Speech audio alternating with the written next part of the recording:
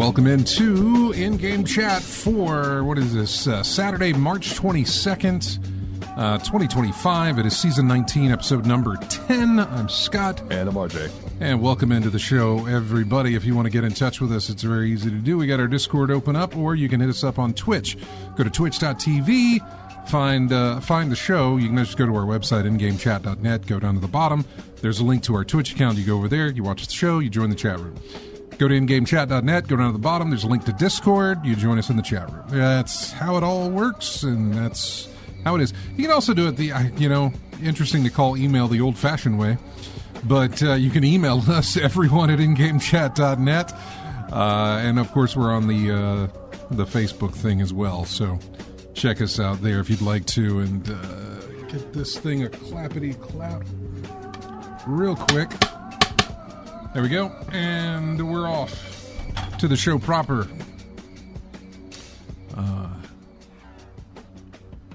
It's AC Wraith saying y'all survived, no flying cows or trip styles or anything like that. Here locally in the area, it was all right. Elsewhere around the area in other parts, not so great. And obviously, you probably heard about the other states and stuff that had their issues with the weather last week. So yeah, we definitely dodged a bullet here, which we're all very grateful for. Yeah, so, I mean, difference in effect was vast. I mean, like I told you on our conversation, the only thing I got was strong wind and a few droplets of rain. Right, that was pretty much it. But it was a different story in other places. Yeah, it absolutely was. Yeah. Absolutely was. A lot of wind, but we got through it, and thank you, AC Wraith, for checking in on us. So, really do appreciate it. What is this? Entertainment has now posted on Steam clarifying that they obtained the rights to a few classic titles, including Big Rigs Over-the-Road Racing. Okay.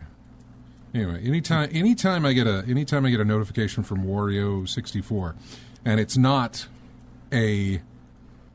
an image of like a very long piece of text or a document or something like that, like it's a press release that he's posting or something like that, I have to look at it. Normally I can tell you almost within an instant when I look at it that, okay, it's a game deal. And then there are the rare times when it's something like so-and-so has just resigned, and the first thing that pops up on my watch here is whatever image that he posted. And so then I got to scroll to see what he's talking about. What is this? And I always pay attention to things like that because sometimes it's something big, something huge. Not so today, which I'm kind of grateful for. We had big and huge last week. We got big, huge basketball this week. I'm okay. I'm good. I'm very, very good. So, what did you play, RJ? Baseball mostly. MLB the show. Oh, wait, what? MLB 23? Yeah. MLB 23 okay. The show. Yeah. 25 out yet, or is that this week? Should be out by now. Is it? It could be. I think it is out. I don't know. Yeah. I haven't checked up on it. I should, though. But, I've been playing that. I'm still playing with the updated rosters and everything, still playing that.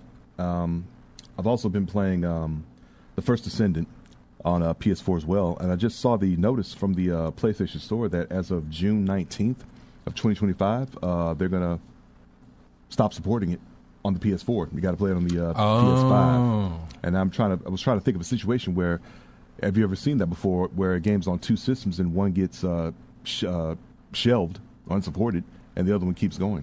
I have, and I don't remember which one, though. There is another game, though, that they did it. See, I haven't seen it often, so it was just and I specifically think it was, again, PlayStation. I don't think it was Xbox. Could have been.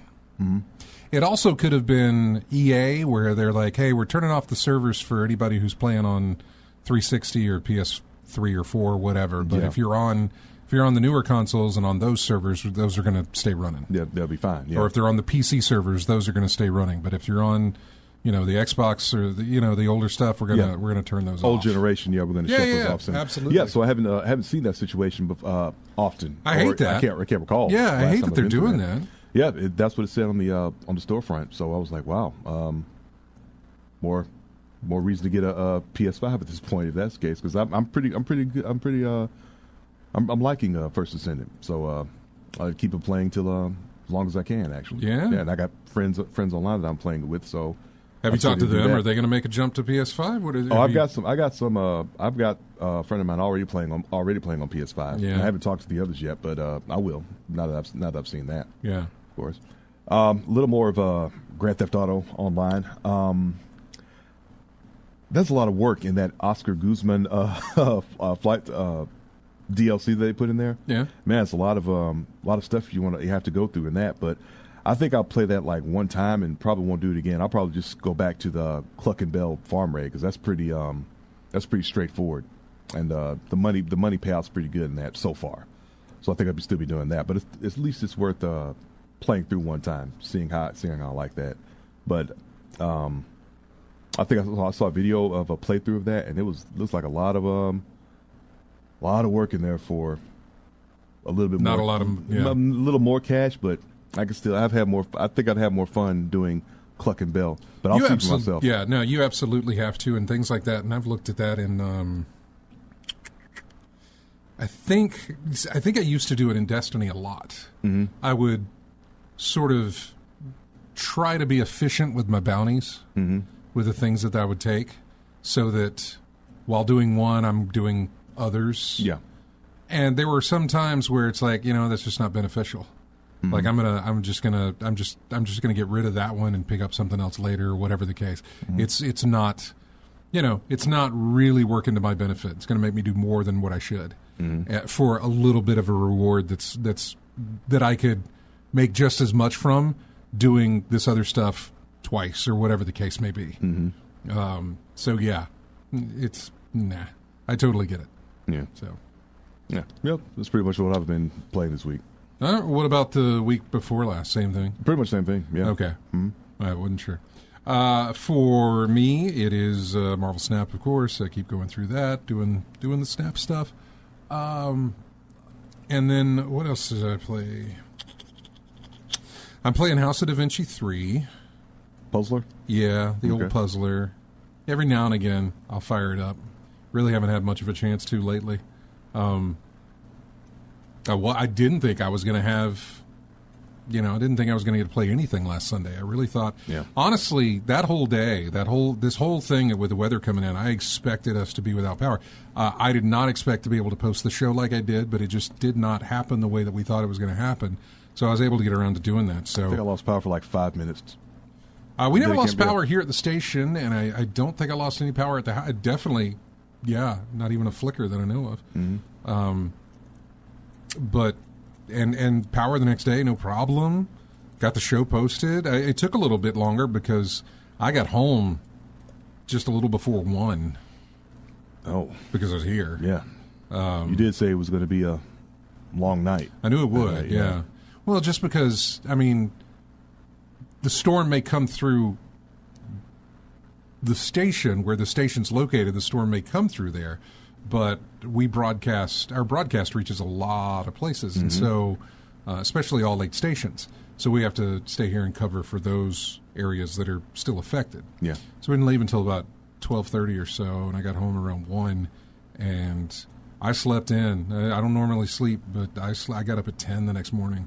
Mm-hmm. I don't normally do that, but I got up at 10 the next morning, and it was later that afternoon that I did the editing on the video and all the different stuff, so... Yeah, I was just behind on a lot of things because of that last week. But so I didn't really get to play too much. Like I said, House of Da Vinci 3, it's just kind of, whatever. Played a little bit of that. The big one, of course, obviously, is Avowed. And I'm still playing Avowed. I'm really, every time I get to play a good chunk of Avowed, I have a good time. Every time I get to play a very small chunk of Avowed, I feel like a waste. Mm-hmm. I feel like I wasted my time. I feel like I could have done more bounties in Marvel Snap. I could have played something else. If I only get 30 minutes of Avowed, I don't play it. If I got an hour of Avowed, maybe. You want a full session? I really, really do. Yeah. I really do. Story-based game, so yeah. Well, it's RPG, yeah. It's story and quests and all these other things that you go on, and as you're going, you're discovering new things. I think, and I don't know, but I think I'm about to move into a different part of the map, and when I look at the map that I'm currently on, that I've spent a lot of time in since the game release, there's a lot of time in this little section of the map, I realize, hey, there's a good chunk of this map that I haven't gone through yet, you know? Like, I haven't cleared the fog on my map yet to see what's over there. Mm-hmm. A lot of places I have, but there is this good chunk on the left side of the island, or the land, whatever it is that I'm on. Mm-hmm. It's a good chunk on the left side that's still cloudy. I should go over there and explore that. I don't know that I'll find anything, but I should definitely go over there and explore that. And that's the best part of it, is going over there to explore things. Yeah, I was just about to ask you, if, do you know for sure that there's anything over there? No clue. Yeah. No clue. But that's the cool thing, because throughout this game, I have sort of done the whole, let's just wander around, you know? Mm-hmm. Running into things that I shouldn't be running into, or running away from things that I wasn't supposed to run into. You know what I mean? Like, oh, he's overpowered. I'm going to come back later. Yeah, all the Souls games. Let you know. Although for now, given where I'm at and given the level that I'm at, I think this area that I'm in is not giving me anything that I can't handle right now. Okay. There's some boss fight type things that I go through, but I got 2 companions now.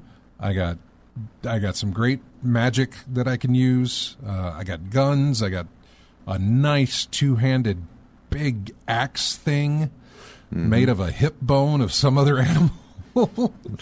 I am enjoying that very much. So I'm not actually afraid of going over there to explore that. Mm-hmm. So yeah. I'm reading Thar 6. He says there's just a few spots you can't clear all the fog, but mostly you can. Mm-hmm. Don't forget there's no respawns. Right, you're exactly right. There are no respawns. When you clear out a section, they don't come back. In other words, if you stumble upon a group of enemies in a certain area and you take them out, they're gone for good. You're not going to walk back into that area, you know, after you've closed the game and opened it back up, or moved into a different section. Those enemies are not going to come back. So you can't level up through way of can't respawning. Farm. You can't farm. Okay. Right. Some games that fits, and others it doesn't. So, but it fits pretty good for you. It does for me so far. Yeah, I've not had a need to do that. Mm-hmm. I've not had a need to farm anything or feel like I need to farm anything. Well, not necessarily XP, but materials or anything like that. Is anything like that? That's not been a problem at all. Okay, materials. Yeah, materials have not been a problem at all. Yes, I need materials to upgrade, but at the moment I'm kind of hanging on to things because I can sell them or I can break them down for crafting, and I just don't know, like, what do I want to do here so far. Now, when I go into this next area, I don't know what I'm going to find because I haven't done that yet. I still have to have a private conversation with both of my companions. Both of them are saying, hey, we need to talk to you. So I got to have private conversations with them back at the camp, which is where I'm at currently right now. I want to go clear out that fog section of the other map, or not the other map, but the other side of the map. Mm-hmm. Once I do that, I'll likely move on into this next section. To give Thar 6 an idea of where I'm at, and anybody else who's playing the game of where I'm at, I have currently solved the mystery of my character's fate, I guess you could say. I'm trying not to spoil things. But there's a thing that happens early on, and that's the mission. It's like, hey, find out who did this. Okay, I'm going to go find out who did this. And that's like the main story. Mm-hmm. And I found out who did it. I let them go. I don't know if I did right, but I had the opportunity, had a conversation with them, and I had the opportunity to, you know, just flat out attack them right there if I wanted to. Mm-hmm. But I said, hey, you guys just, you know, go. And they were very thankful. So then I went back and I told my boss, and he's really mad at me. Did you get paid? I don't know if I did or not. I think I did. I don't remember that because right when that conversation ends, a cutscene occurs and you meet a new character. Mm-hmm. And they present this character like some real, like a badass, you know. They start with this. First off, the screen fades to black and you hear this chunk, chunk, chunk. Like, what is that? And then it comes back and like the camera is focused on the iron feet, you know what I mean? Like the iron foot. Some dude walking in heavy armor. This heavy armored dude, like chunk, and I'm like, all right, what's this? And then of course, it raises up and there's fire in the eyeballs and stuff. And I was like, what the heck is this? Anyway, there's a whole conversation with that person. That person is also not pleased that I let these people go. But says that, you need to go to, or they're going to continue doing their thing. I don't know. It's the person I was talking to originally was called the ambassador, and this person is, I think, the inquisitor, and they seem to be much more higher ranking than the ambassador, or at least they're giving off that vibe. And so, yeah, they're sending me over to this other area, and I'm pretty sure it leads to the next section of the map. So, like, I'm in the first section, Dawn Shore. And I can't remember what this next section is going to bring me to, but it says it there. I just don't remember in my head what the name of the place is. And so I'll have to go and discover that. I'm almost positive both of my companions want to have a conversation with me because of what I did earlier by letting that person go. I'm not necessarily... For the most part, if I can, I will actually not fight in the conversation senses. In other words, if I come across enemies while I'm out and about, yes, we're going to fight. If I come across another character where I have a conversation, and almost always in that conversation, depending on who it is, if it's somebody that I can fight, almost always there is an option in the conversation to say just, something quippy and then attack them. It's like, just do this and then attack them. And I'm like, okay, well, there's a possibility of a fight here. Let's see if I can talk my way out of it. Because usually if I can do that, there's benefits. If I can persuade them to keep me alive, or not necessarily keep me alive, or leave, or do something, if I can persuade it so that we don't go into a fight, there's usually something to benefit me in that regard. Usually. Not always, but usually. Is there any stat that you have that will increase the chances of you doing that? Yeah, I don't know, because... I'm taking a fallout in charisma. Yeah. No, you're exactly right. Thar6 says, you're ready to move on, but there's one of the best side quests in the game in that first area, so make sure you grab it. Maybe you did. It's hard to miss. Thar6, I don't... If you can hint at what the side quest is, I'd love to know. I don't know if I've done it yet or not. So I'm not sure which one you may be talking about. I've enjoyed every single side quest. I did the bounty board. I went through and I did the bounty board and stuff. That was fun to do. But yeah, so yes, there are traits of, like, right now I'm an arcane wizard. So I put a whole bunch of points into my brain. Yeah, typically a magic thing is something like intelligence or something like that to increase your mana or ability to learn or use magic and stuff like that. Yeah. So I'm reading Thar here, and I'm also trying to keep track. So yeah, I put a bunch in into the knowledge. Then I put another one into perception. I put a lot of points into perception and knowledge. But there's also like dexterity and there's I think there's like 6 different things. Right now, my arcane and my perception are like way up, very high. All the other ones are kind of low. And so sometimes I'll get a conversation choice that shows you ain't got enough to pick this. Yeah. And it doesn't tell me what it would say, but it tells me you don't have enough to pick this. Oh, it's blotted out. You can't. Yeah. It's there, but you can't see what it says. You don't have the capacity to think of it right now. Yeah, it gives you the stat. It tells you what stat you would have if you had it leveled up. You could reach this conversation, but it didn't tell you what the words are that you say. So I don't get to see that or get to know what that is. But I'll always try and work out a deal first if I can before I have to do a fight. Sometimes it works, sometimes it don't. And then I got a fight. Now, Thar6 says, I asked him to hit me. He said there's a boss-like NPC you meet, a big guy in a big area.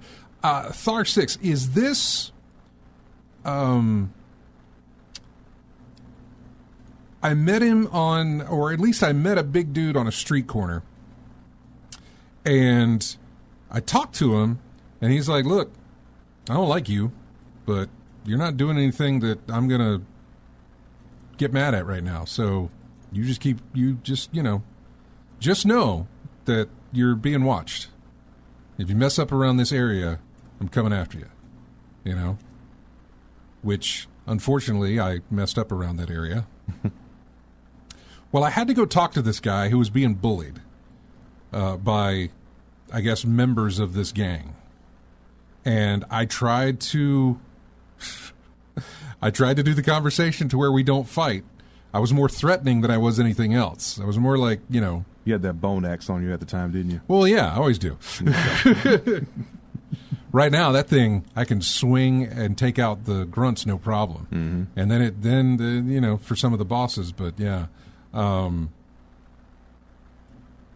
But yeah, so I was over there talking to the apothecary, or at least the apothecary was getting bullied by these guys. And I can't remember I did it this morning, but I can't remember what the argument was. I just knew they got to leave him alone so I can have a conversation with this dude so he can tell me about this poison that he sold. Anyway, came to blows. I had to kill him. And all of a sudden, the entire area that I was in, all these red dots popped up on the screen.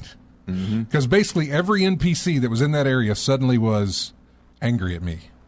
Yeah, it suddenly became my enemy. And up comes Big Boy. And I really wish I didn't have to kill him, but I had to kill him. Because I wanted to feel like I could probably have more conversations with this guy rather than having to kill him, but I had to kill him. Thar6 says, if you're on the map, press X or the equivalent. There's a pop-up that slides open, and it's a ticker for stuff you can find, like how many camps there are. Oh, that is very useful. Thank you. I'll have to look at that. I've never kind of explored that aspect to it. I didn't know about that. But I'll have to look about that to see how many camps I may have missed, that sort of thing. That's good. Yeah. I'll take a look at that. That may help me to close out Dawn Shore, at least close out Dawn Shore for now. I don't have any more quests on my quest log for this. My only quest left is to go to the next area. But I feel like there's some NPCs or there's some other stuff that I could likely run into that would give me some quest within the area. Although, I mean, as much as I have uncovered on this map, it feels like I've really gone through it. So I love that. I love that this is a really big map. This is a really big area. And this is just the first area of, I think, 4. So if I got a lot more of this to do, I'm actually okay with it. But it's just like, wow, at some point, and I know this will happen, but at some point, I'm going to streamline my playing. I'm going to get to a point where I've leveled as much as I've leveled, or at least that I want to level. And side quests and things like that are just going to start to be like, I'm way more interested. You want to get to the main story and things like because that, I will tell you, as I'm doing this, and you know how I play, I usually go through all side quests first, then I hit the main story. Yeah. And as I'm hitting this main story that I'm doing right now, I'm enjoying that way more than I did any of the side quests. Some of the side quests are really cool. But for the most part, I'm more like, I'm hooked into this now. It's like, I want to find out what happens next in my story. Yeah. And so I feel like, as much as they packed in here, and let me tell you, if you get Avowed, it's on Xbox Game Pass, and it's on PC. If you get Avowed and you like RPG games like this, I mean, if you like what Obsidian does, Fallout New Vegas, things like that, if you like what they do, I cannot recommend this game enough for you. If you really like that kind of playing, I can't recommend this game enough. I did the bounties. I did all of the bounties, at least on the bounty board in Dawn Shore. Thar6 says to make sure you do all the bounties, and I did do those. So, and yes, they are fun. A lot of them cause you to explore, kind of let you go, move around, find places you normally wouldn't. There's treasure maps, which I found some of those and figured out where treasure was, that sort of thing. So yeah, Yeah, it's been a lot of fun. I'm really, really enjoying it.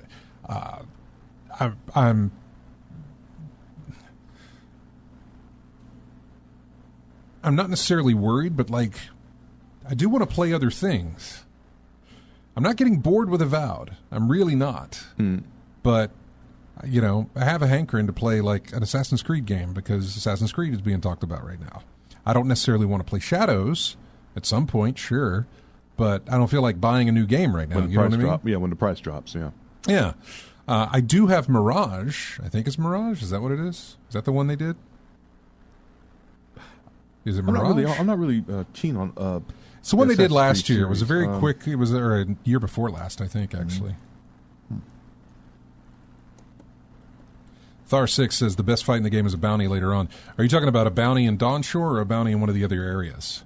And, of course, it'll take a minute for you to get that one. But you know, let's see. Mirage was October of 2023. Okay, yeah, that's the one I have. Okay. I picked that up for like $20 on a sale at one point. So I've got it on PC, and so I'm thinking, hey, you know what? It's been a minute since I've gotten into Assassin's Creed. The last one I played was Valhalla, and I didn't play much of that. And reading into it, it was mostly because there was a lot of bloat and just a lot of things to do. Not necessarily against that, but understand that when they started this open world trilogy of Assassin's Creed with Origins, Odyssey, and Valhalla, they just kept getting bigger as they went. You know what I mean? Origins, I do want to go back to at some point. I feel like the last time I played Origins, I feel like I was just getting into some good stuff, and I stopped playing. And so I kind of want to go back to that to play some more. Odyssey, they made it bigger and added more to it. And then Valhalla, they made it massive and added more to it. And I don't think that's going to be something I'm probably going to go through just because it feels like it's just too much. I can go through it, I guess, and just do the main storyline if I want to. But there's so much tied into it. You're upgrading your camps. You're recruiting people. It's just, there's a lot to it. That's You're like upgrading your armor. Yeah, it's like the thing about it. The side quest is neither going to tell you a good story, or you have to do them in order to level up your characters so that you can do the main quest. I mean, not to mention Valhalla has a whole other section that takes place on Asgard, which is this whole other big area that you go through. Which I had more fun in Asgard than I did anything else. But yeah, go ahead. Yeah, no, that's what I mean. The side quest is there to basically level up your character. That's why I was talking about farming earlier. Yeah. Ways to get the boosts and stats needed to get through the main story. So if the side quests are so compelling that it takes you away from the main quest long enough, you know, you're going to try to do everything in the game, and that makes the game last longer, of course. But that's true, and it also helps you to level up to be prepared for whatever the main storyline is going to bring you, because most of the time that main storyline is the one that's going to hit you with the heavy enemies. Yeah. However, the fact that you can just kind of walk around without unchecked, basically. You can walk around everywhere you want to go unchecked, with the exception, I know in Dawnshore, I came to the exit, like where they're telling me to go now, I've been to before, but I couldn't advance. In other words, I have to have the story to advance to the next area. Past that area, yeah. Can you fast travel to it? There is a fast travel location. Okay. This game does have fast travel. You can fast travel to there's city markers, which every time you come upon a new area of a city, there's a marker that lights up. It's a beacon type thing. So you can fast travel to those. But there's also encampments all over the map as well that you can fast travel to any of those if you want to do that.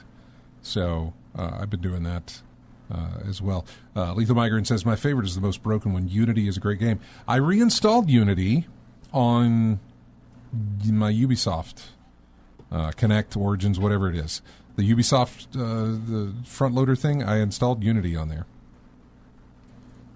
because I was looking to go back to that. It's a game I never played. I played it once to... I guess when it came out, I played it. And it was buggy as all hell. Oh, it was bad, dude. I mean, it generated memes. It was talked about. It was horrible.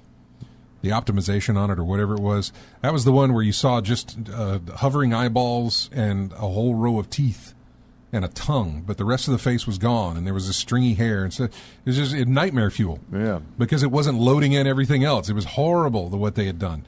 Unity is widely regarded as the buggiest launch of any Assassin's Creed they've ever done. However, it's also cited as one of the best corrected Assassin's Creeds that they've ever done, because they did go back and fix all of that. Yeah.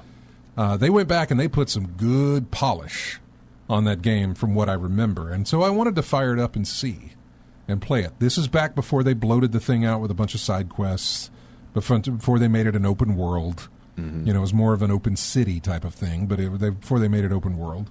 And it's also got Notre Dame in there to look at. So, yeah. Yes, Lethal Migrant says that they used the game to rebuild Notre Dame. Yes, they did. So yeah, that's what I've been playing. I would love to talk more about Avowed. I really would, but I'm just not enough. I'm not as far enough in it to really give you any more information than I've already given you. I will say, if you do play it, just explore. Just walk around. Don't try and rush the main story, especially at the beginning. Don't try and rush the main story. You're going to get a lot more out of it if you just go and explore. That's it. Just go and explore. So that's what I'm doing. We should take a break here. So yeah, we're back at our more recent. I say our recent games. I think we're in September now, or August or something. I can't remember. This is music from The Legend of Zelda: Echoes of Wisdom, which is the Zelda game where you absolutely play as Zelda instead of Link in this one. So we'll be back with more of In-Game Chat right after this.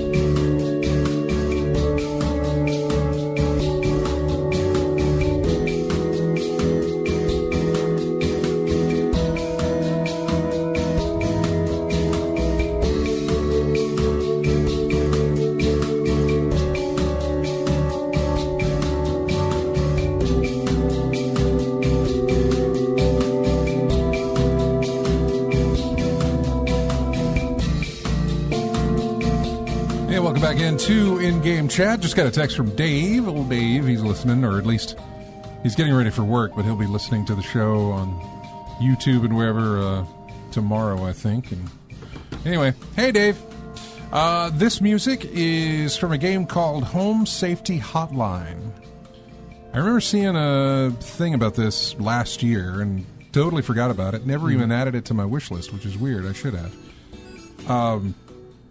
It's kind of a strange, spooky type game.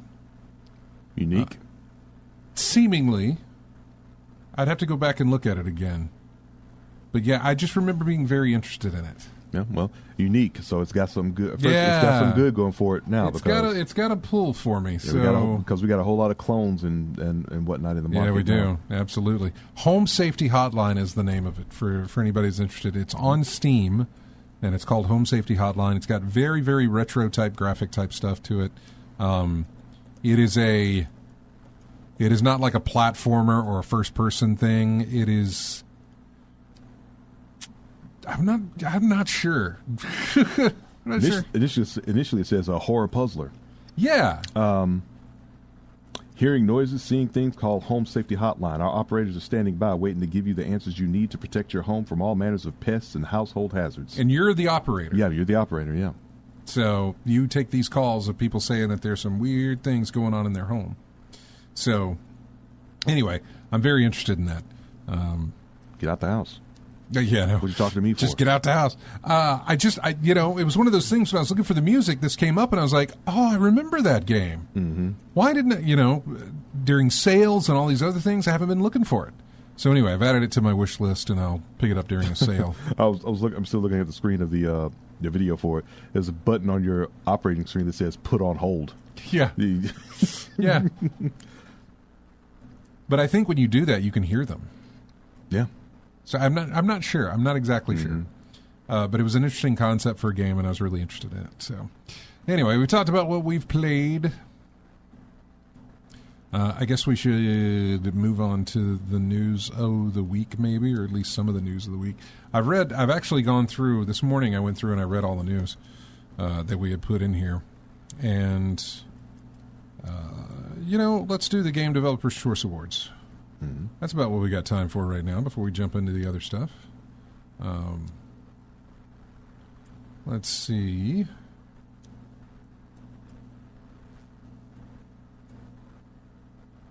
I think that's the Independent Game something, the IGA, the Independent Games Festival Award, or awards took place. Trying to see, Excellence in Narrative, Caves of, I guess it's Quid or Quid? No, it's Qud? I'm not sure. Caves of KUD, or I'm not, sorry. Caves of QUD. QUD. I'm not sure what that is. Excellence in Design was Tactical Breach Wizards. I have that. It was pretty good.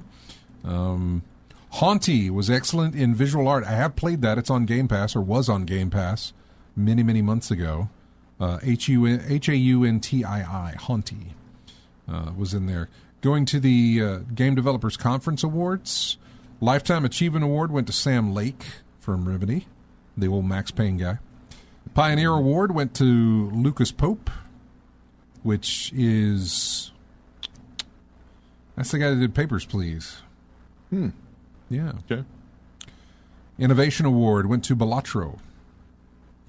Social Impact Award went to Life is Strange Double Exposure. Here's the interesting thing about that. There was no one there to accept the award for Life is Strange. You want to know why? The entire company was laid off. The entire company was laid off. Yeah. And there was no one there to pick up the award. Best Design went to Balatro. Best Technology went to Astrobot. Still a great game. For the past 4 weeks, they've been uploading new levels to the game. They're done now, but there was 4 new levels every single week for the past 4 weeks. Not 4 new levels, but 1 level per week for the past 4 weeks they would upload. And a lot of fun to go through that. Really is a lot of fun. I hope they do more. In fact, it's so much fun, I've gone back to Astro's Playroom, which is the pack-in for the PS5. And I've gone back to play some of that because I hadn't before. Best Narrative was Metaphor Refantasio. Best Audio was Astrobot. No disagreement there. Best Visual Art was Black Myth Wukong. Best Debut was Balatro. And Game of the Year at GDC was Balatro. So, picked a winner on Balatro, man. Great, great game. We're now about a year out, I guess, from that game's release, so I thought that would take longer. I'm looking at the clock. I'm like, man, we still got 10 minutes. I thought that was going to take longer. All right, we'll jump into this. Is something I didn't read. I just read the headline. God of War, the television series, is already booked for 2 seasons. Amazon Prime Video is doing an adaptation of God of War. It's been in the works for a while. However, we are now getting word that we're going to get 2 seasons at least of the game, of the series. And I say that, but if season 1 is a bomb, I guarantee you there will not be a season 2. They will not throw money at a season 2 if season 1 just tanks. I'm trying to think, isn't that the same situation that Velma show had? You're contracted for 2 seasons, and season 1 did not do well, but they still went ahead with 2. They went ahead with 2, yeah. Yeah, because they were contractually obligated to do so. I think so, something like that. So yeah, it can happen, but if it's too much money involved in that first season, yeah, I agree. Yeah. Season 2, we're not doing that. So yeah, we'll see about that. So good luck to them. Minecraft Live, a Minecraft big thing was done today. And I know I don't really talk about Minecraft, but here's everything that was announced. Mojang Studios announced the name, launch date, and features of the first game drop of the year, as well as upcoming features in the second game drop of the year. The first game drop of the year is called Spring to Life. It introduces a variety of updates to the overworld that will make biomes feel more immersive and alive. Spring to Life adds warm and cold variants of some of Minecraft's classic mobs. New ambient features like the glittering firefly brush, falling leaves, and whispers of sand, and more reasons to explore. The second game drop of the year includes the new Dried Ghast Block, the new Ghastling and Happy Ghast mob variants, and the Ghast Hornets. I don't know anything of what I'm talking about. I absolutely feel like one of our listeners right now, because I have no idea what I'm talking about. But those of you who play Minecraft, perhaps you do. And if that is you, then this obviously is something you would need to be informed of. What else do we have?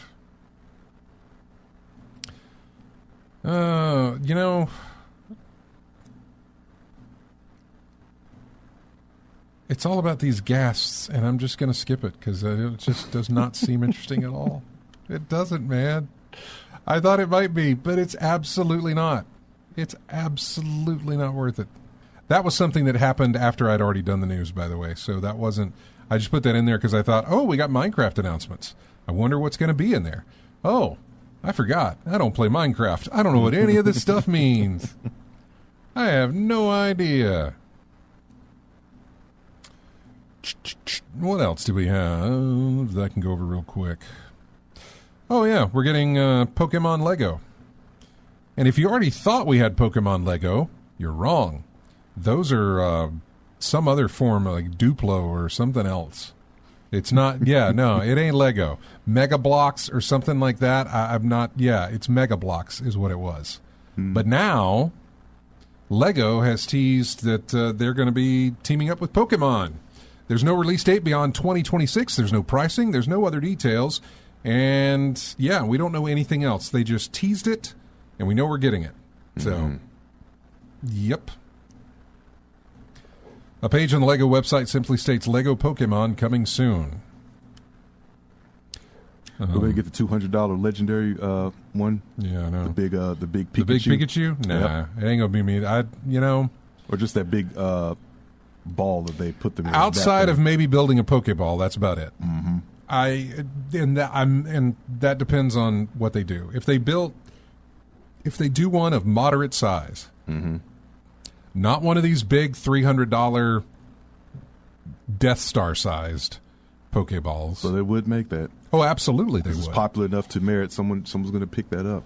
If they make one about the size of like a grapefruit, something that's, not too big, then I might pick that up. Just for the iconic... Something you could put together in a... Iconography, I guess? Anyway. Something you could put together in a relatively short time or whatever. Not even a short time, just something that really signifies, like, that is Pokemon. And so, like, that is... rather than some giant Pikachu, which I would not do. So it's a possibility. But, I got my eyes set on other Legos at the moment. I'm looking at... I'm looking at anything with space. They have the Artemis rockets. They have the Discovery. They have, what's the other one they've got the Concorde. Anything with airplanes, got the Concorde. They've got the Endurance, which is the ship that went through the Arctic. And I really like the look of that for that. But I mean, there's loads of different Legos that I would be interested in. Yeah. Before I would look at Pokemon and say, yeah, you know what? That's where I'm going to put my money. No, not at all. But we're getting one, so there you go.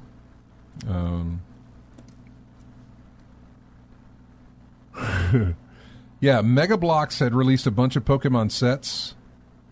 They look nice. They're not too overpriced.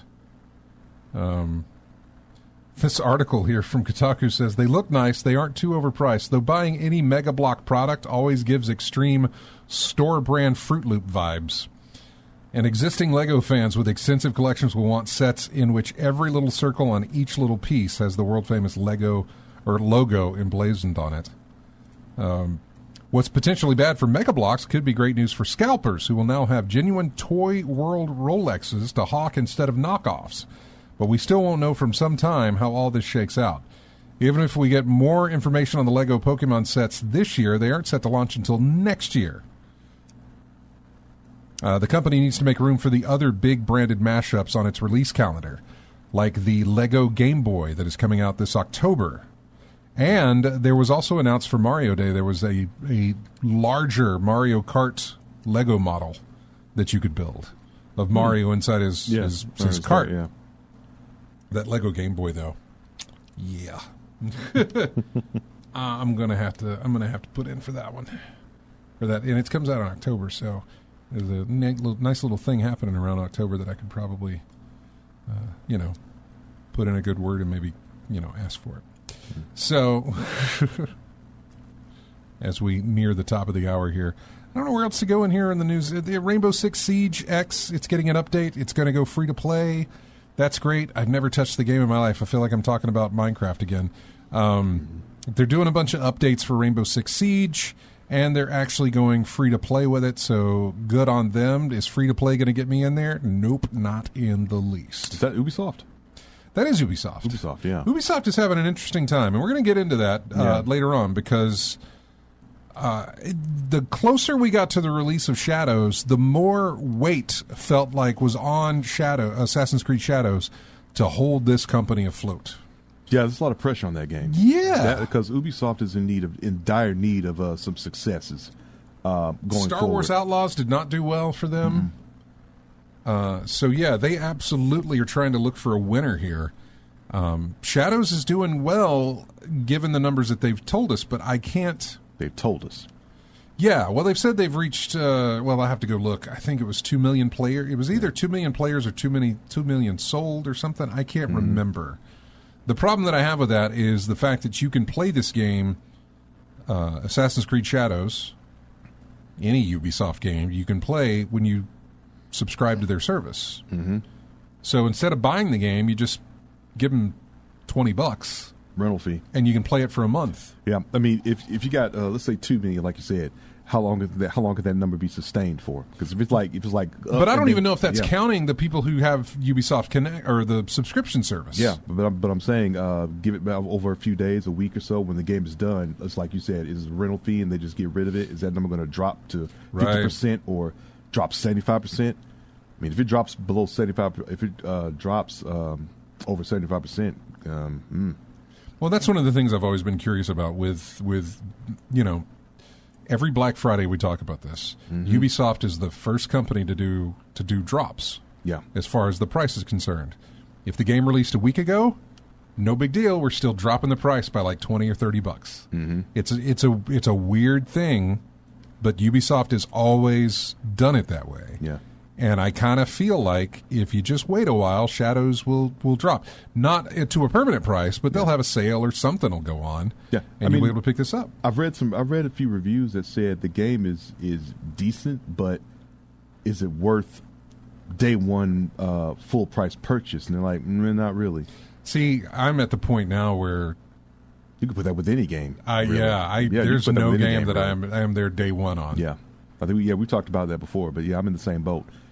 With the exception of it being... There are very few games that I'm willing to purchase. Unless it's like $15 or $10, and it's like, okay, sure, yeah, I'll give you $10 to try out if that's the case. Balatro I bought day one, you know? There's been a few games that have been out day one where they've had such a discount where it's like, okay, that's sure. Yeah. I'll throw in the cash for that before you raise the price. Yeah, and also there's been some titles that have come out where the companies have said, okay, this is not going where we want it to, so just, cut it. We got to get some money back for this. Veilguard comes to mind. Most recently. Oh, yeah. I don't know if Assassin's Creed Shadows is going to go the same route because of what Ubisoft is banking on it. More than likely it won't, because they've got that aspect of first off, they've got to keep the head above water type things. Like, let's not discount this too quick. But I don't know. We'll see how it goes. We're at the top of the hour here. Got to take a break. When we come back, more of that discussion. We do want to go into that Assassin's Creed discussion there. We've got music here from Epic Mickey Rebrushed. Here is the title track for that. We will be back with more of In-Game Chat right after this.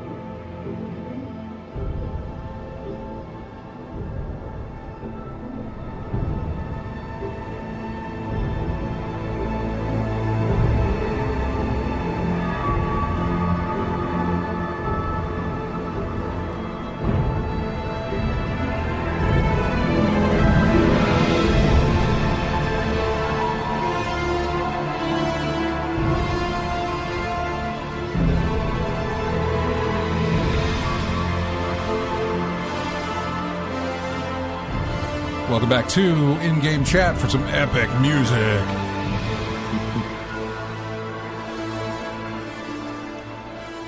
That comes from a game that I streamed, many months ago, Frostpunk 2. The name of that track is called Here Stands New London.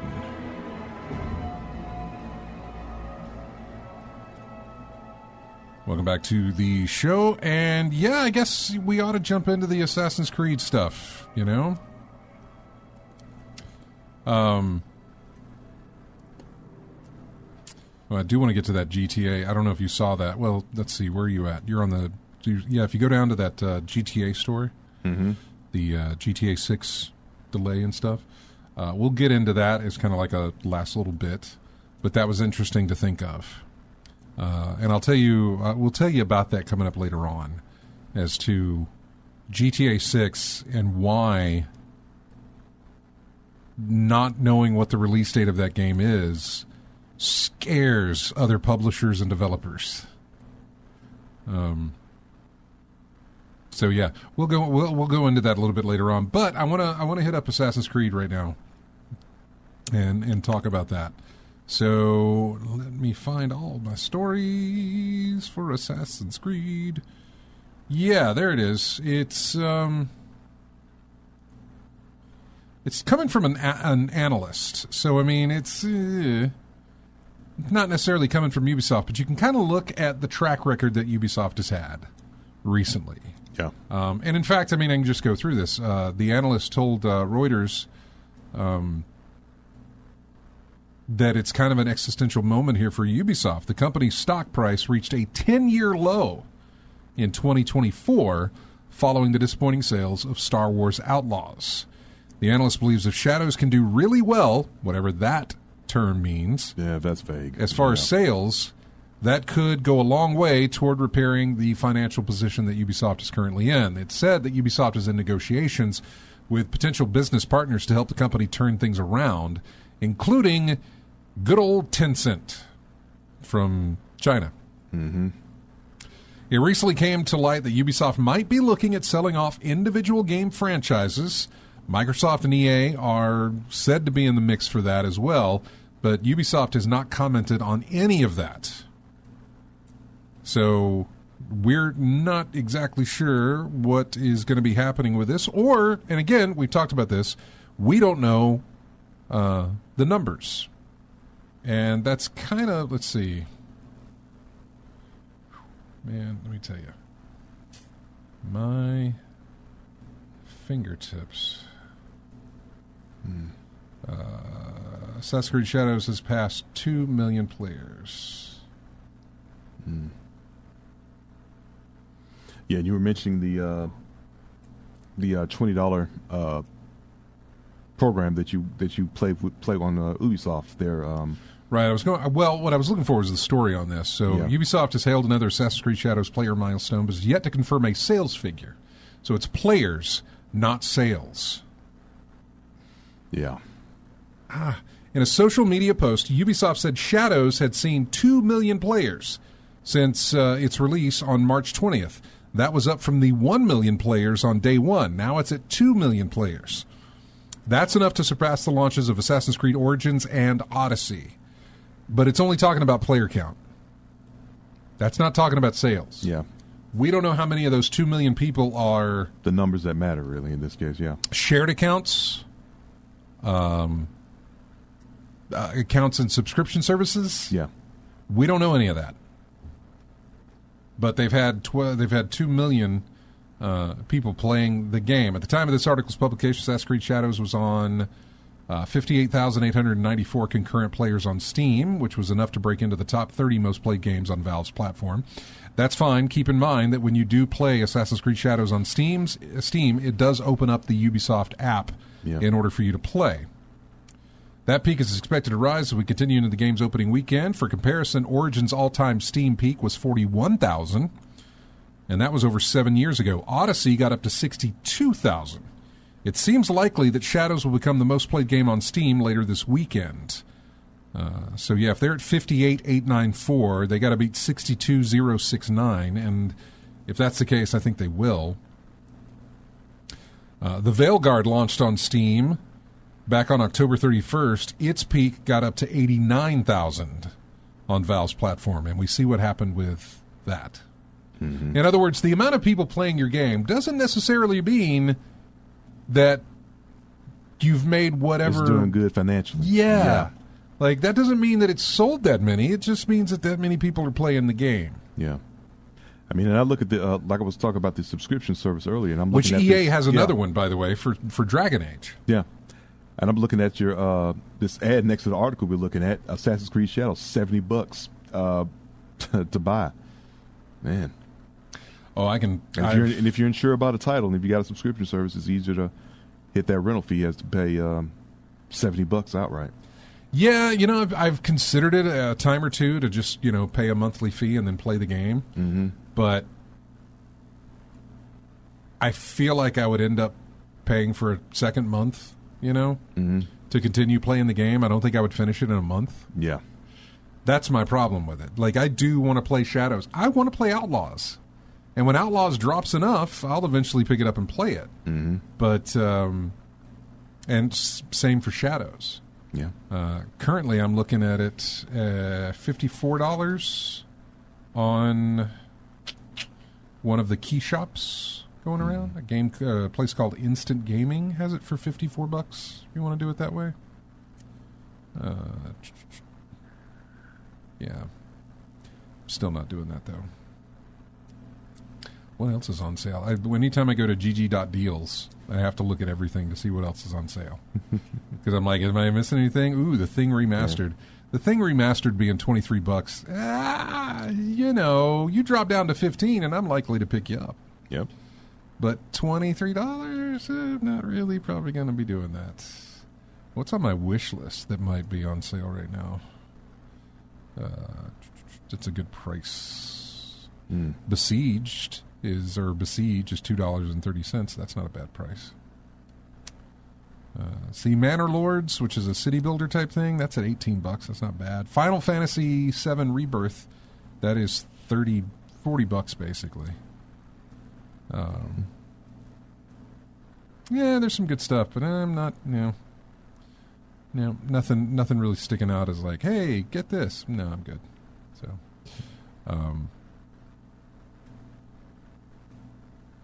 but yeah, for Assassin's Creed, they've hit 2 million players, but we don't know anything about that. And to bring up the example of Dragon Age, yes, it had 89,000 people playing at peak on Steam.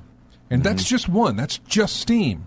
That doesn't count the people who were playing it on EA's storefront or who were playing it on the Xbox storefront on games for Windows or for Xbox or for PlayStation 5. It doesn't cover any of those. It only covers Steam as having 89,000 people playing. So even throwing that in, and if you were to even double, I don't want to say, sure, double that number and put that on the consoles, still didn't sell enough to do what they needed it to do. Mm-hmm. And that's not to say it was a bad game. It just didn't sell very well. Yeah. I don't remember reviews for Dragon Age Veilguard, to tell you the truth. I think I saw some people liked it, some people didn't, but that sounds like any game in the world. Some people liked it, some people didn't. Mm. And then, of course, if a game gets enough controversy, you won't be able to trust those reviews anyway. No, you won't, because you're going to get a bunch of absolute 10s and then absolute 0s, and you don't know what to believe. You're just going to have to see for yourself. There's enormous pressure on Assassin's Creed Shadows to do well for Ubisoft globally after multiple delays, which, yeah, there was a delay for the game, and the sales failure of last year's Star Wars Outlaws. Indeed, Ubisoft suffered a number of high-profile flops, layoffs, studio closures, and game cancellations in the run-up to Shadow's release. Things got so bad at Ubisoft that its founder, the founding family of the company, and the largest shareholder are exploring talks with Tencent or other investors on a buyout deal that would let them keep control, but would sell the company to somebody else, but keep them in control. I don't see that that's happening. Mm-hmm. Nobody wants to do that, man. What's that phrase? Have your cake and eat it, too? That's basically what they're looking for. Assassin's Creed Shadows is, let's see, what does this say? In a remarkable exchange this week, Japanese politician and member of the House of Counselors of Japan raised the issue of Assassin's Creed Shadows in an official government meeting. Wow. I don't know what it was about, though. It doesn't go into what that was about. On Steam, at least, Assassin's Creed Shadows is going down very well. It goes into the numbers again. The Assassin's Creed Shadow review for IGN got an 8 out of 10. It's done very well from what I remember. Let's check out. Oh boy, let's check out Metacritic. I want to see what the scores were for Assassin's Creed Shadows. If I can. It's giving me... There we go. There's the old Assassin's Creed Shadows. Metascore has an 81. Based on 77 critic reviews, it's sitting at an 81. Based on 1,400 user ratings, it is sitting at 5.7. So... It's got an 85 on Xbox, an 81 on PS5, and a 78 on PC.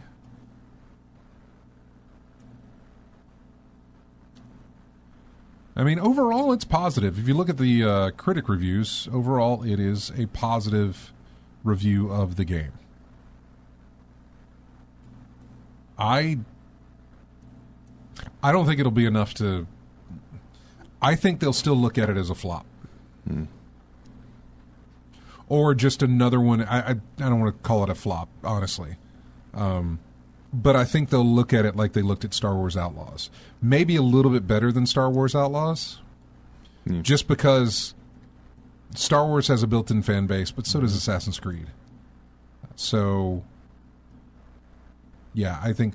However, Star Wars Outlaws was doing something different with the franchise that they hadn't done, which is like, hey, here's a brand new character you've never heard of before that you get to play as.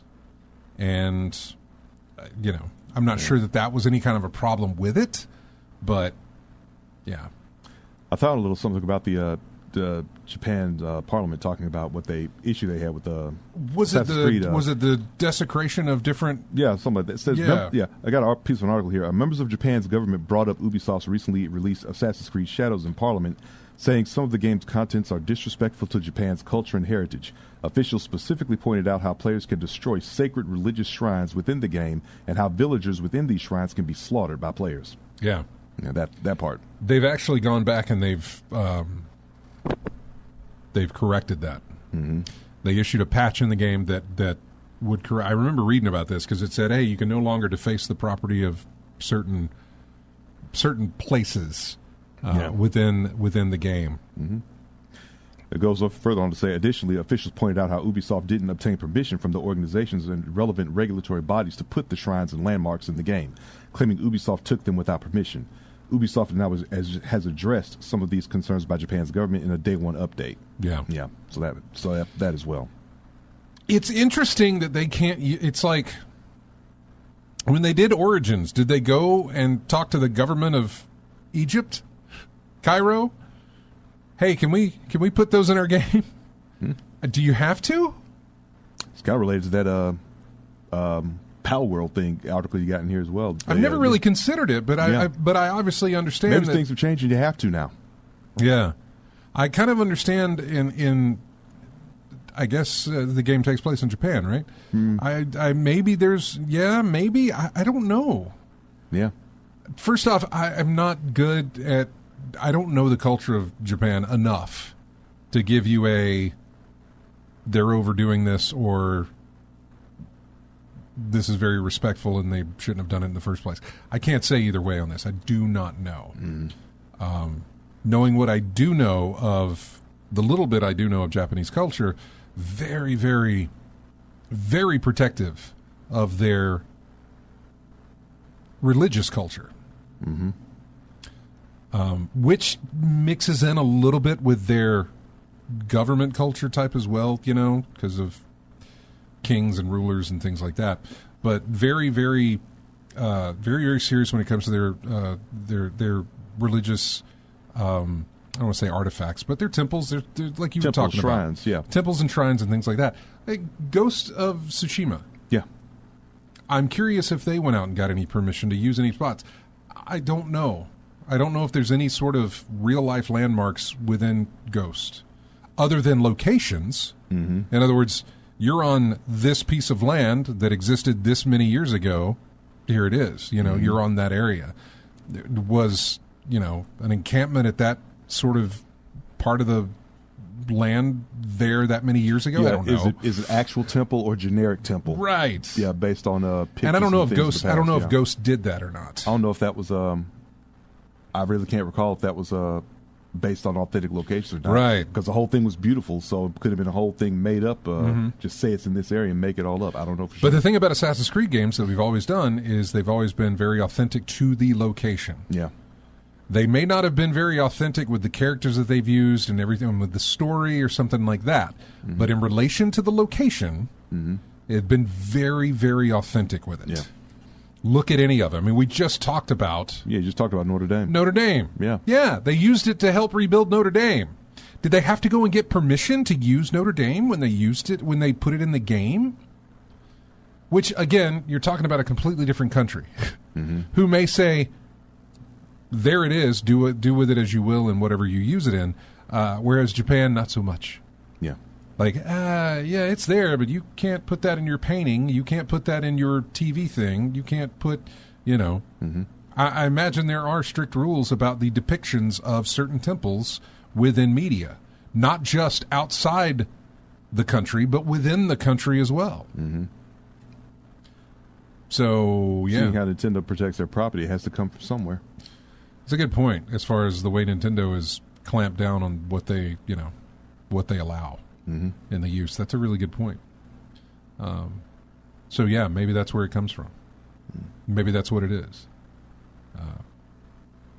Good on Ubisoft, or at least the team over who are doing Assassin's Creed Shadows, to do an update and say, "Oh, sorry about that.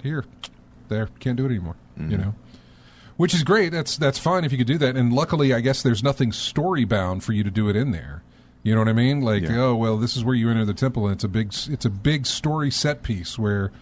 You have to. I don't know how the game plays. I don't know if you have to, sneak in and kill somebody while they're in their temple or something. I have no idea. So, but not anymore. You can't. Yeah. So I'm not sure. I don't know about any of that. I am interested in playing the game. I do want to see the numbers, sales numbers, though. I do. Yeah. I do want to see sales numbers, not player numbers. I want to hear about sales numbers. I mean, the game just released Tuesday, so we're not going to get that until a good while away from here. Yeah. If it's great, we'll get it very soon.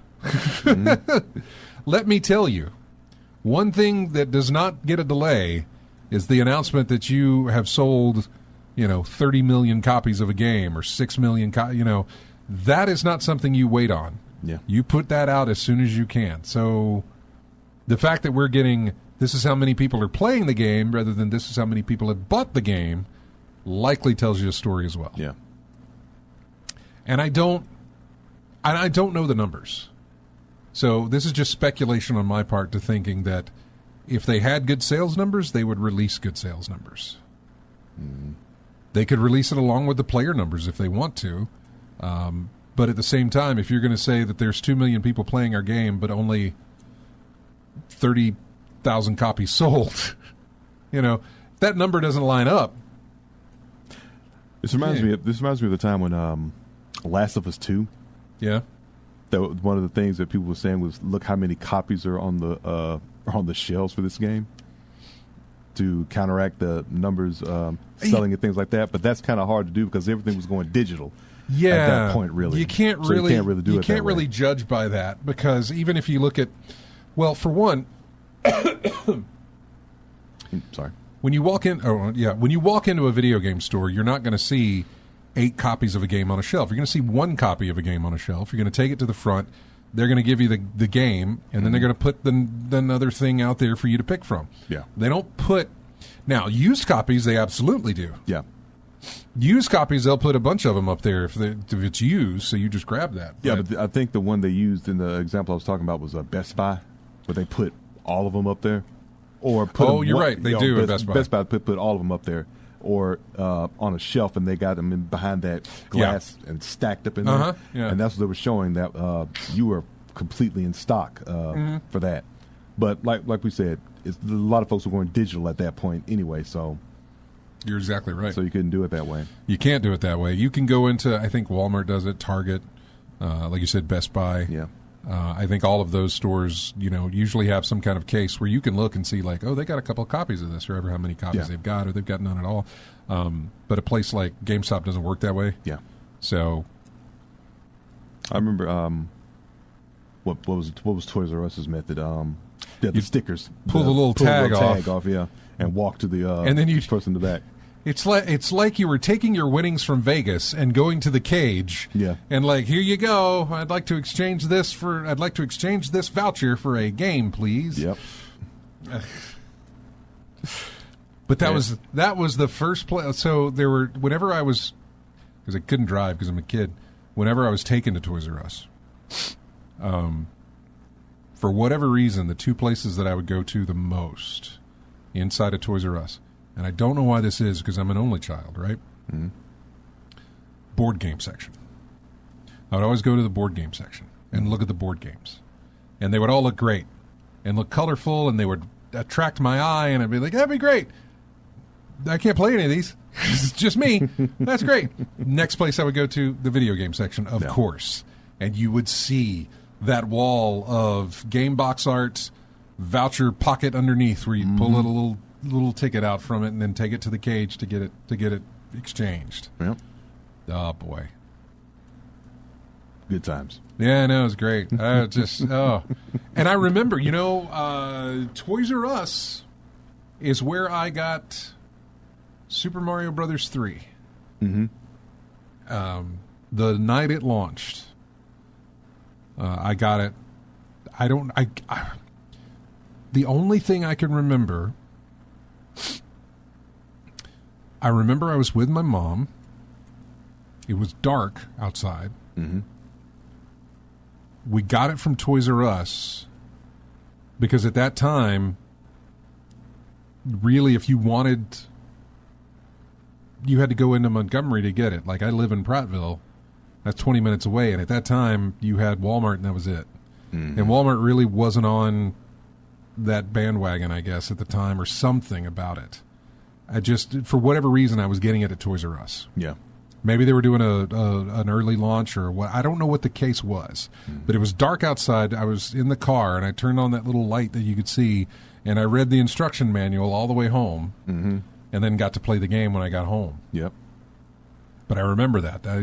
I think that's the only game I can remember getting at Toys R Us, although I want to say I got more from there. But I do remember that one. Yeah. It might have been DuckTales. I might have gotten DuckTales as well from there. In fact, I may be getting confused. I maybe have gotten DuckTales and read that one all the way home instead of Super Mario 3. I can't remember. Yeah. I think the last one I bought from Toys R Us was Panzer Dragoon Saga. But I remember the lady behind the counter was confused because she kept telling me Panzer Dragon Saga. And I'm like, no, ma'am, it's Dragoon. 2 O's. Dragoon Saga. And she came back again, says Dragon again. That's it. No. And I had to spell it out. And she said, oh, okay, that's the one you wanted. That's but what I you got. knew what she meant, though. I knew what she meant, but she kept saying Dragon. I know. said, yeah. I called it Panzer Dragon for a long time, too. Yeah, that was the last one I got from Toys R Us. But that was a good method then. But, yeah, not the method to verify how well your sales are going. But until those numbers come out, I'm going to be skeptical of anything they tell me. And they may never. Yeah. Especially if it's not good. For the most part, that's how it works. We're going to take a break. When we come back, we'll jump into some more news here. Got music from a game.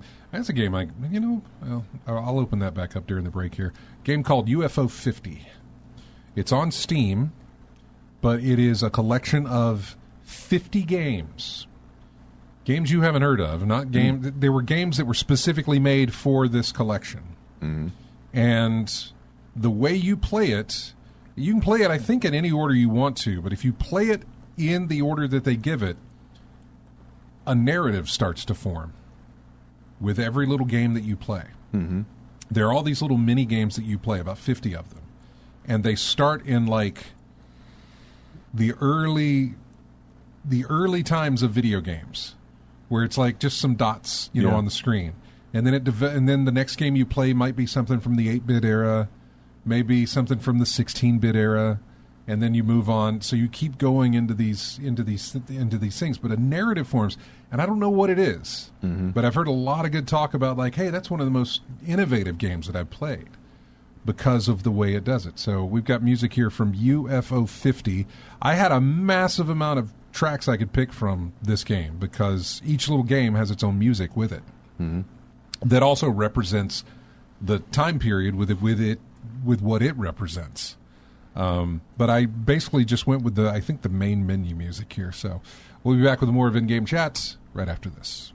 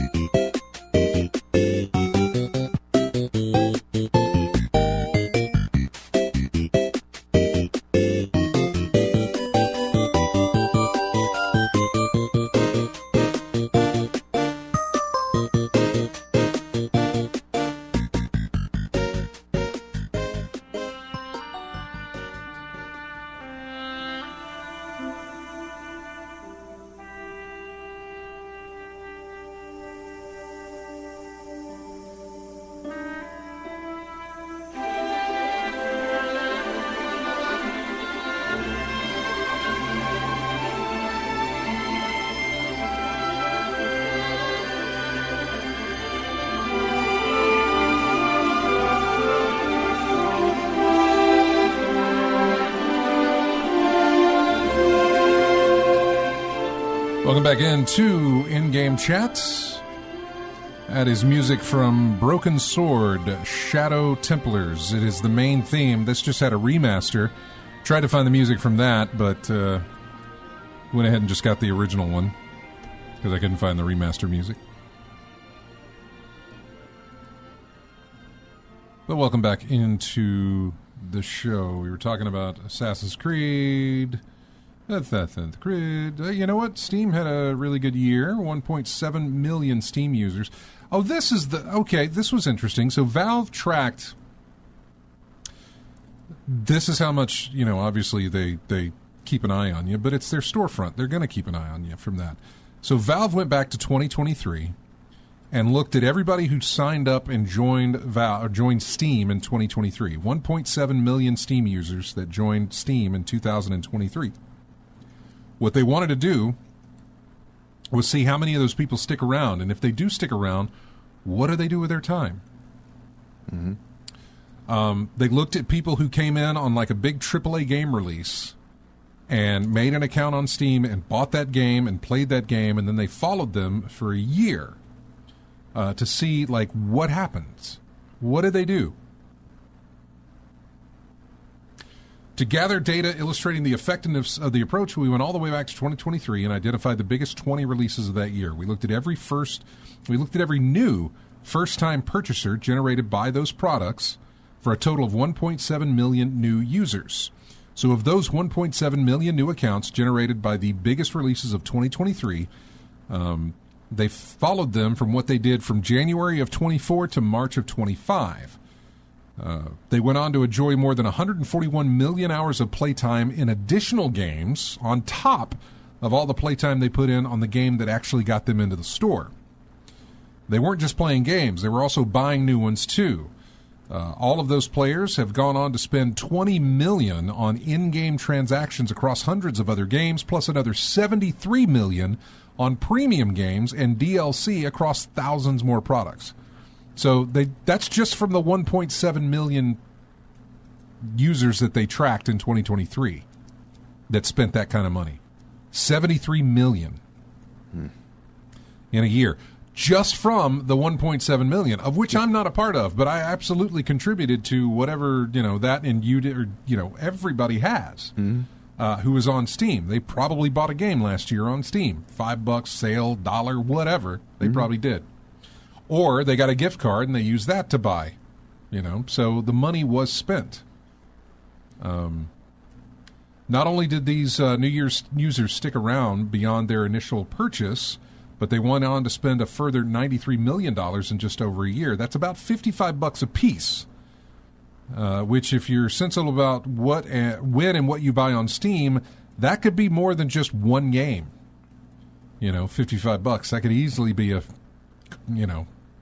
3 or 4 games, depending on what kind of sale you do, depending on what you buy. Valve reckons that this kind of stat proves that Steam isn't just a storefront. It provides social community, game discoverability, interactive events, and a deep set of game-enhancing features to attract and retain players who will be checking out new games in the future. Social community, maybe. I don't feel that as much as I used to. And the only way I used to feel social community was back during the sales. Back when the sales were surprises. Yeah. Back when every day you had something that was new on sale. It wasn't just like, here's the entire store, it's on sale, things or whatever. Used to have those little daily deals that only lasted for 6 hours, deals that only lasted for 12 hours, and deals that only lasted for 24 hours. And it was one of those things where it's like, you better get it now. It might show up at the end of the sale in a greatest hits package, but you better grab it now if you see it discounted. Yeah. That part was fun. And I'm not saying sales aren't fun. It was the whole aspect of what it was. They could be running the same thing that they're running now, but they just did it in a more entertaining way back then because you didn't know.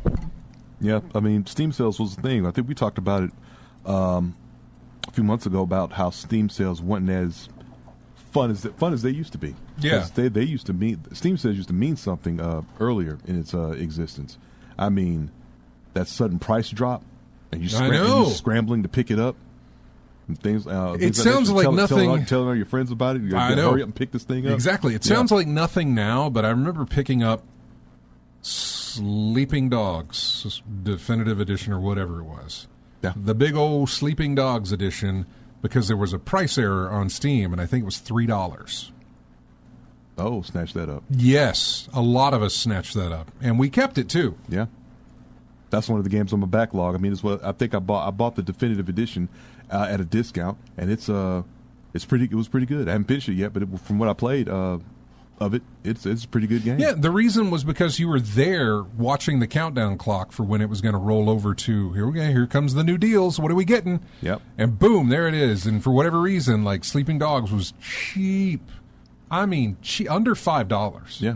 Either $5 or even less. Definitive edition. Yeah. The whole kit and caboodle. Yeah, which right now you can get that for almost $5 without a sale. Yeah. But back then, whenever they were doing it this way, that was not the case. And so, yeah, I picked that thing up fast clicking for that one. So anyway, it was a good little little study that Steam had done to kind of follow players around and figure out, all right, what else did they do there? So what else do we have? We talked about the Legos. Ew, we're talking about basketball. Did you see where EA is going to increase their payment to players who appear in college football? I saw that article. In them, yeah. Yeah, they are basically doubling the rate. Actually, more than that. Last year, they paid athletes $600 to appear in College Football 25. This is the whole, by the way, for those of you listening, this is the whole NIL thing. Name, interest, and likeness. Mm-hmm. I think it's name, interest, and likeness. Isn't that what that's called? Image and likeness. Name, image, and likeness. Yeah. And I'm totally fine with it. So, yeah, they're upping that price now to $1,500 if they opt to appear in College Football 25. Or, I'm sorry, 26 would be this year's new one. So, yeah. Additionally, players will receive a deluxe edition copy of the game. This was also offered when they did College Football 25. More than 11,000 student athletes appeared in College Football 25 through name, image, and likeness deals, with EA spending more than $6 million to cover that. Mm-hmm. A spokesperson told The Athletic that EA will double its payment to players to more than $16.5 million. So they paid $6 million last year. They're going to pay up to $16.5 or more than $16.5 million this year to get into the game. Which, by the way, last year, College Football 25 was the number 2 best-selling game of the year in the United States. Black Ops 6 was the number 1, but College Football 25 was number 2. Mm-hmm. So you better believe they're going to up that number for the amount of money they're paying for the NIL. The College Football 26 is in the works right now. It's expected to launch in July. So, yeah. What else do we have?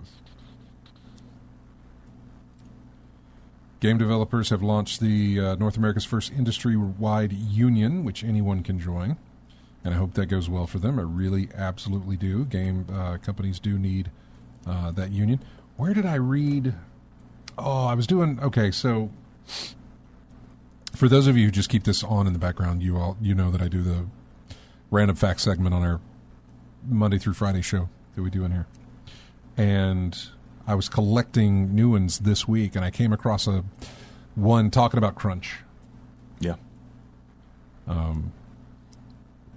And every game goes through crunch. I can't imagine what Assassin's Creed Shadows, the kind of crunch they went in, especially after the delay that they had. The delays, the fixes, the things, the back and forth over and over again. Yeah. See, here's the thing: when a game gets delayed, understand that the developers were already going through a crunch before that delay, because they were crunching to kind of make that release date, and the only reason they moved the release date is because they looked at it and said, even with crunch, we're not going to reach this. We need to delay. We need to push back. Pushing it back may alleviate a little bit, but I think they just stay in crunch on up to the release. So it's always, when a game gets delayed, it's even worse. As far as the developers are concerned. You might say it's worse for the company because they got to put more money into it or something like that. But the people actually working on the game, it's just worse for them, just massively worse, because they're thinking, oh gosh, all we got to do is make it to this date where we go gold and we'll be there. Nope, we got to work some more. Which, yeah, you're going to get paid some more, But you got to endure that crunch, which is, again, goes back to why I am, glad that a union is starting up, and hopefully more will start up too for the game developers. Crunch is a horrible thing. It's something I wish was not a part of the game industry. It's something I wish was outlawed or at least illegal or something. Like, you can't do that to people. But nope. So hopefully these unions will come in there and say, yeah, you can't do that to us anymore. It's going to take a lot of work to make that happen, but hopefully we get to a point where that's not the case, where we don't have to worry about crunch. No developer, unless, voluntarily, I suppose, but even if you offer it voluntarily, that's not a good look either. Because then it's like, well, they're going to do it. Why aren't you going to do it? Yep, exactly. And then they get, I don't know. It's just, that's why it's like, just don't do it at all if you don't need to. What else? Okay, let's go into the GTA thing. This was an article by PC Gamer.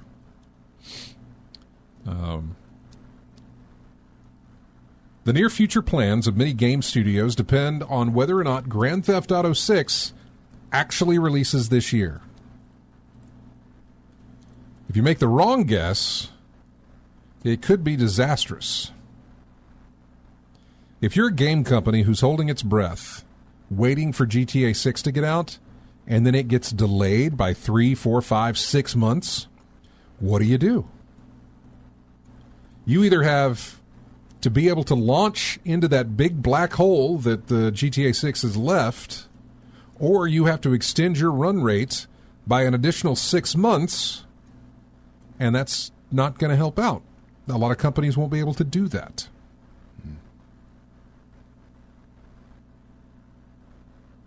GTA 6 is still scheduled to launch this year, by the way.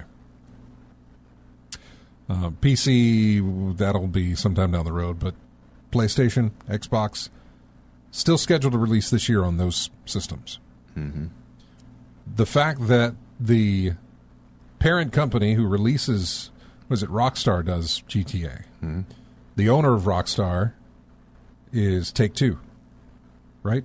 Not 2K. Is it Take-Two or 2K? Hang on, I'm looking up here. Take-Two. Okay. Yeah, Take-Two. So they own that. They know when they're going to release GTA 6, or at least they have an idea of when GTA 6 is. They're looking to release it. They announced Borderlands, again, owned by Take-Two. Borderlands 4 is releasing September 23rd of this year. That kind of puts an idea of, well, they're not going to put a game that's going to go head-to-head against, whatever. You also wouldn't release your game that late in September and then release GTA in, November and just kill all the momentum. The holiday sales of Borderlands 4, which is a big release. Because of the fact that it's Borderlands and it's the fourth one in the franchise. Borderlands is a big series, regardless of what you may think. There's a good built-in fan base for it. So that's a big thing to do. So that kind of puts speculation, thinking, okay, maybe GTA 6 isn't getting released. What you don't want to do is release the same time or around the same time or within the first 3 or 4 months of GTA 6 releasing. Especially towards a holiday. You are not going to get the eyeballs or the dollars that GTA 6 is going to bring in. All of that's going to go to GTA 6. So without having that release date, a lot of companies are like, well, when do we release our game? Assassin's Creed getting released in March sure helps them out for not releasing it in the later in the month to get overshadowed by possible GTA 6 and then really tank. Ubisoft knew better than to do that, obviously. Yeah. I don't know what else is scheduled to be released in the fall. I mean, I guess I could look it up, but even then, it's not that it's scheduled to be released. It's all tentative at this point. You don't know if it's going to get released or not. It'll be TBA, that sort of thing. Who knows? And GTA 6 is on that list. Yeah, I'm in the mindset of any AAA title is going to be pushed back at least once. Well, that's the other thing that goes into this. That goes into this article. He hopes that the games industry as a whole could get a boost from GTA 6's release, which, if nothing else, will probably get a lot of people to upgrade their consoles. But he doubts that industry execs are going to be all smiles this fall, whatever happens. You do hear a lot of people who are saying that GTA 6 is going to rejuvenate the market. And I think that there's an element of truth to that, but I don't know that it's necessarily going to be universally uplifting. It will certainly have an effect. It'll put eyes back on the games market from investors, but everybody that we're talking to, their ship's trying to move out of the way of this big iceberg that is GTA 6. Everybody's trying to pull their game forward, push their game back. Their strategy is to get out of the way. So if that's what everybody's behavior is, then how do you believe that this is going to rejuvenate the games industry? He gave a talk at GDC, which happened this weekend, with his latest industry report. But games get delayed. I don't know. Yeah. No one's willing to compete with GTA 6. Yeah. Obviously. So, yeah, so that rejuvenation thing, rejuvenation is there when people compete. You got more times when people compete. You want competition there. But nobody competes when GTA 6 release. Ain't nobody going to try to compete with that. You don't touch it. You don't touch that. If GTA 6 is itself delayed to spring or summer 2026, those developers could end up having to push their release dates even further out. A setback like that could be disastrous for a studio whose finances are already not great. And given the number of closures that we've seen in recent years, financial fragility doesn't seem rare. On the other hand, a last-minute delay would be a big opportunity for anybody who can jump in and fill that void. There's a lot of money riding on what Rockstar decides to do before the year ends, and, yeah, we'll just have to wait and see on that because they have not announced anything yet. I think Wario posted something not too long ago that we might be getting another trailer for GTA 6 coming up next month. Maybe. When next month, I don't know. Rockstar doesn't necessarily have the whole, like Call of Duty always releases a trailer usually during the either the NBA Finals or March Madness that's going on right now, the championship games. You'll get movie release trailers during those. You'll get video game release trailers during those, stuff like that. Rockstar doesn't fall. They don't do that. Grand Theft Auto, Red Dead Redemption, they put those trailers out whenever they feel like it. Because they don't have to adhere to that rule. That's how big they are. They don't need a basketball game, a football game. They don't need a big event for the massive public to get eyeballs on their game. Yeah, the public will find it. Yeah, they don't have to. Yeah, all they got to do is say is, "Hey, enjoy." Yeah, and just walk off. That's all. And the public will take care of the rest. They don't have to do any of that sort of thing. So yeah, it'll be interesting to see how this plays out for GTA 6. Yeah. It'll also be interesting to see how it plays out for other game companies. I guess we got what are we? What is this? It's the 22nd. We're a little over 2 months away from whatever E3 is. We're not called. Summer Games Fest. I don't know what it's called anymore. But we're a little over 2 months away before the big summer months hit, and we start getting game announcements, game reveals. Usually within those, we get release date reveals too. We'll have to see how the fall and the rest of the year is shaping up at that. Especially if we don't have a release date yet for GTA 6. Now, this trailer that's supposed to release in April, maybe it's a release date trailer. I don't know. We'll have to wait and see. I was looking up some of these titles for upcoming video game releases. Not many. I mean, I see September and October. Honestly, like 4 titles. Hell Is Us, Borderlands 4, Directive 8020, and Double Dragon Revive. And none of those are likely set in stone either. No. Because there's a whole bunch of to be announced list below that. So yeah, that's because a lot of them are either not ready to reveal yet, or they're also kind of waiting to see what happens with GTA 6. Yeah. I had forgotten about this with Rockstar, with GTA specifically. Yeah. Red Dead, I don't think you had this problem, but GTA, that's a big one. Yeah, that is a big one. Based on how successful GTA 5 was. I mean, my goodness, you got a... Yeah. Is you got a tough act to follow? Massively tough act to follow. Massively tough act to follow. Speaking of acts to follow, we got to follow ourselves out the door. That is it for us. Thank you so much, everybody, for joining us. We're going to get this show uploaded tomorrow morning on the YouTubes and the iTunes. But thank you so much for joining us this week here on In-Game Chat. I leave you with a game. Normally I go to Astrobot. I forgot to do that this week. So this is from a game called Ara, A-R-A. It's the main theme for the game, and we'll see you next Saturday. Have a great one.